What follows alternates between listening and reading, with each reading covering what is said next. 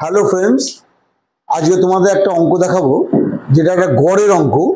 যে দেখো অঙ্কটা লেখা আছে যে একটা গাড়ি এ থেকে বি স্থানে যাচ্ছে 36 কিলোমিটার পার ঘন্টা বেগে, কিন্তু ফিরে আসছে 45 কিলোমিটার পার ঘন্টা বেগে। তা যাতায়াতে গাড়িটার গড় গতিবেগ কত ছিল?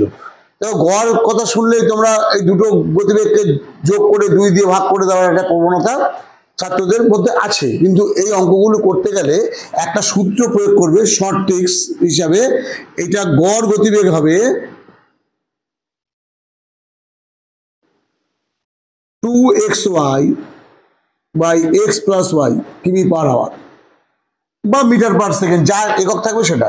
এক্স আর ওয়াই হচ্ছে দুটো একটা যাওয়ার গতিবেগ, একটা আসার গতিবেগ। অর্থাৎ এই ক্ষেত্রে এই ফর্মুলা অনুযায়ী হবে 2 into 36 into 45 divided by 36 plus 45 কিমি পার আওয়ার।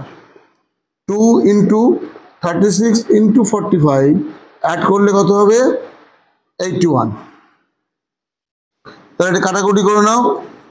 3 বারং 36, 3 দুগুণ 6, 3 সাতা 21, আচ্ছা 3 নং 27, 5 নং 45, 3 দিয়ে এটা করলে 3 চারা 12, তা 4 দুগুণ 8, 5 আটা 40 কিমি পার আওয়ার।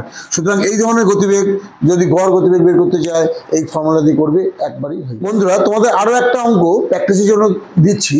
দেখো গতিবেগটা পাল্টে দিলাম, 40 কিলোমিটার আর 60 কিলোমিটার যাচ্ছে, 40 কিলোমিটারে আসছে 60 কিলোমিটারে, তাহলে যাতায়াতে গড় গতিবেগ কত হবে? দেখো এই ফর্মুলায় ফেলে দাও। 2 40 60 40 প্লাস 60, তাহলে 2 40 60 বাই 100, তাহলে এই 0 0 কাটলো, 4 দুগুণ 8, 6টা 48 কিমি পার আওয়ার। অর্থাৎ এই ক্ষেত্রে গাড়িটার যাতায়াতের গতিবেগ হবে 48 কিলোমিটার পার আওয়ার। অর্থাৎ এই ধরনের অঙ্ক যেমনই আসুক এই ফর্মুলায় ফেলে দেবে, অঙ্ক রেডি হবে।